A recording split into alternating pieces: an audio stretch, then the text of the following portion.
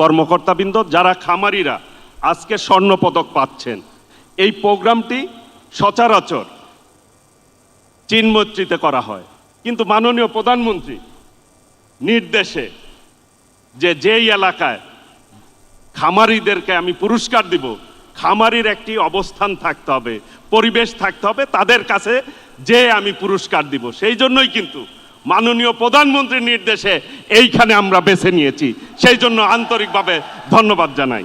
In the heart of the city rises a destination built for greatness. International Convention City, Bosundhara. Life takes a new course. আমি খুব সংক্ষেপে শেষ করব। আজকের মৎস্য শিল্প, মাননীয় প্রধানমন্ত্রী, আমরা মৎস্য দায়িত্ব পালন করার এই 6 মাস, আজকে কিন্তু সর্বশেষ 180 দিন যেটি সবাই বলে, এই সরকারের শেষ দিন আজকে, কর্মদিন।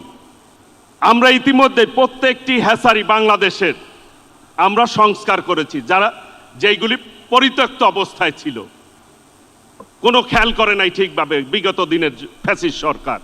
আপনার নির্দেশে এই মৎস্য সেক্টর আগের চেয়ে বেশি উন্নতি করতে আমরা কিছুটা হলেও সক্ষম হয়েছি আমাদের কাজের মধ্য দিয়ে।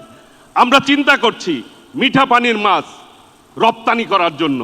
এই অঞ্চল কিন্তু মাননীয় প্রধান অতিথি 60% মাছ সারা বাংলাদেশে অন্যরা উৎপাদন করে, আর 40% মৎস্য কিন্তু এই ময়মনসিংহ অঞ্চল থেকে মিঠা পানির মাছ উৎপাদিত হয়। কাজেই এইখানে সবার দাবি একটি ফিশ প্রসেসিং সেন্টার, সেটিও আমরা করার আপনার কাছে অনুরোধ করব, সেটি করার জন্য। ইতিমধ্যেই চিংড়ি শিল্পকে উন্নত করার জন্য এই মন্ত্রণালয় বেনামি চিংড়িতে আমরা অনুমতি দিয়েছি। ইনশাল্লাহ আগামী বছর রপ্তানির পরিমাণ বাড়বে চিংড়ির ক্ষেত্রে। এবং যেটি ব্লু ইকোনমি, সেটিও কিন্তু আপনার নেতৃত্বে আমরা সম্পাদন করতে সক্ষম হয়েছি। আমরা ব্লু ইকোনমিতে আমরা প্রবেশ করছি। টোনা ফিশ আমরা আহরণ করব, দেশের মৎস্য ইনশাল্লাহ সমৃদ্ধশালী হবে। আগামী দিনে আপনার নেতৃত্বে প্রান্তিক পর্যায়ে বাংলাদেশের অর্থনীতি সমৃদ্ধশালী হবে ইনশাল্লাহ।